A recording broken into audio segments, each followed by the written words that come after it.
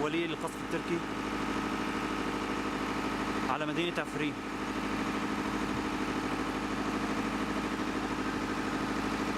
يا رب سلم يا رب، يا رب سلم يا رب، يا رب سلم يا رب، يا رب سلم يا رب. A military operation on Syria's Kurdish-held region of Afrin, launching airstrikes and cross-border shelling, with a ground invasion expected on Sunday. More than 70 planes conducted sorties, with all aircraft now reported back at base in Turkey. The campaign, which Ankara has deemed anti-terrorism, has been named Operation Olive Branch. It's aimed at ousting Kurdish militia from Afrin, which has been held by them for 5 years. Turkish cross-border shelling of the area began Friday. RT's Paula Sleer has been following developments.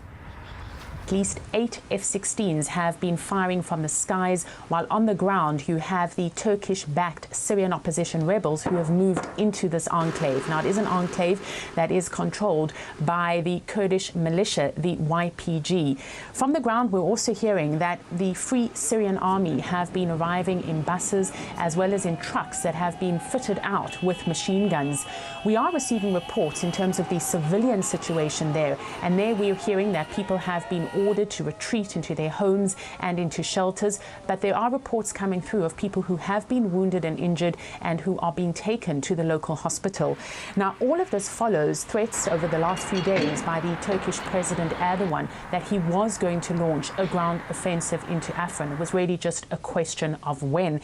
And he said that this was really the only answer to root out what he has called terrorist elements there. Take a listen. The Afrin operation has de facto been started on the ground. This will be followed by Manbij. The promises about Manbij have not been kept, so nobody has a right to say anything. Now, Manbij is an area that is mostly Arab. It is west of the Euphrates, and it is the next step in terms of the Turkish military's way of dealing with the Kurdish militia. It is not far from the area that the army has entered now, so that is where all eyes are turning for the immediate future. The Turkish foreign minister has posted a tweet saying the country launched the offensive against Syrian Kurdish militias, exercising its right to self-defence. He added Ankara's actions are strictly in keeping with international law. He went on to stress the operation doesn't target civilians, but aims only to take out terrorist groups. RT's Igor broke down the distribution of forces for us and what brought Turkey to Syria in the first place. This is what the situation on the ground in Syria looks like right now. Afrin, the region where the Turks are carrying out their military operation. The area highlighted in green is where the Turkey-backed rebels are, to a certain extent at least. They are helping Ankara from the ground.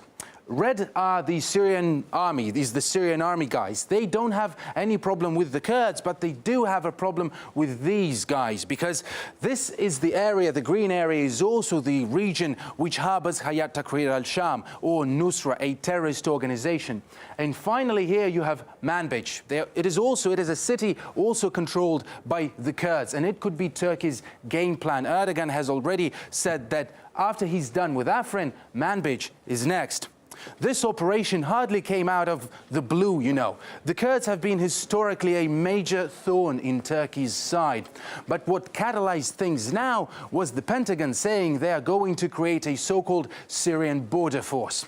The coalition is working jointly with the Syrian Democratic Forces to establish and train the new Syrian Border Security Force. Currently, there are approximately 230 individuals training in the BSF's inaugural class, with the goal of a final force size of approximately 30,000. One very precise description of America's intentions there. By that point, Turkey had had enough. Ankara beefed up its forces on the Syrian border, deployed tanks, and President Erdogan vowed to destroy, quote, this terrorist force before Washington even has a chance to create it. U.S. Secretary of State Rex Tillerson tried to do some damage control, saying that the situation has been misportrayed, misdescribed, and that some people misspoke. Well, that wasn't nearly enough to contain Turkey's fury.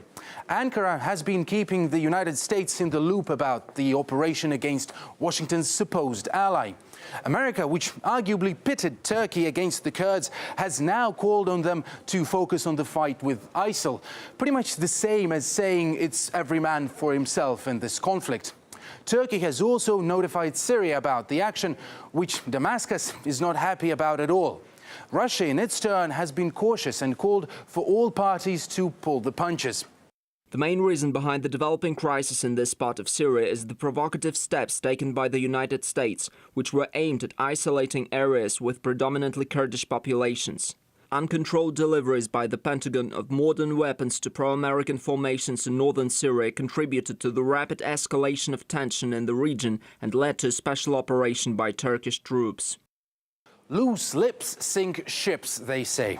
Well, this time we're looking at a potential all-out war. Igor Zhdanov, RT.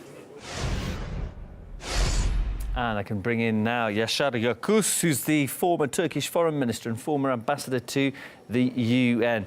Pleasure to have you on this evening. I was interested, how far do you think Mr. Erdogan is going to go? Is this going to be confined to northern Syria, or could this offensive become much more large scale?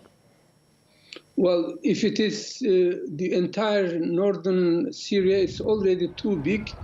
It started it was going to start with Afrin, but later on other places were added, such as Manbij, that's to say the area which is already under the Turkish military control, but the city of Manbij was not captured.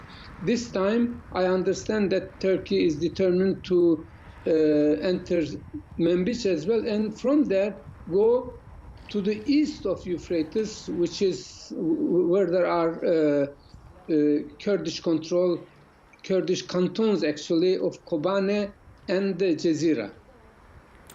Russia is saying that it was America's policies towards the Kurds in northern Syria that really were the catalyst to leading up to this assault from Turkey. Would you put responsibility for what's happening on Washington or not?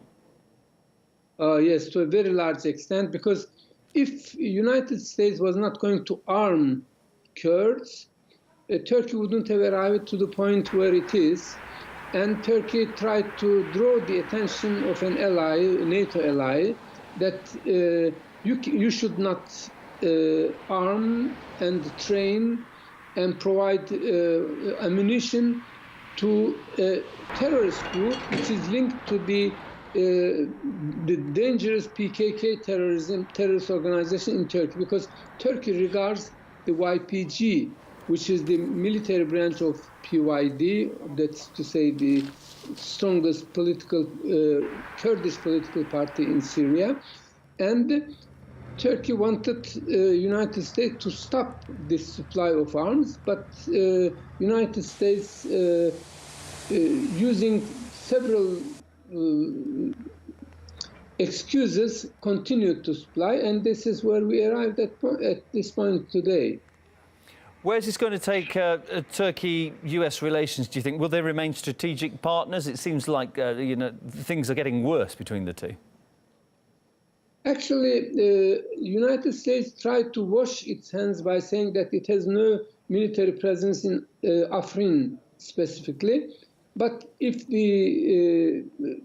first of all, there may be many people armed and equipped and trained by the United States in Afrin also, but the American presence, military presence in Afrin may be absent. This may be understandable, but if Turkey continues the military operation and carries it to Manbij and to the east of Euphrates, then it will come across with the Americans. I mean, two allies will be fighting in a third country. This is something that is not acceptable normally in an alliance. And what reaction do you anticipate on the part of Iran here? Iran may keep silent, but of course, you may have noticed that the interest of Ankara and Damascus are also converging on this particular issue of Kurdish arming the Kurds in the north, and the Kurds asking for autonomous region or federated region. And this is against the wish of the Damascus. So Ankara and Damascus come closer to each other on that point. But of course, Iran has another agenda. For Iran, it is the continuation of the regime in Damascus, whereas Turkey's interest with Damascus only coincides and becomes convergent on the question of arming of Kurds. Beyond that, there is no convergence of interest between Damascus and Ankara, while there is continued convergence of interest between Iran and Damascus beyond what is happening now in Afrin. Yashar, I appreciate your time. My guest this hour, Yashar Yildiz, is a former Turkish foreign minister. Thank you.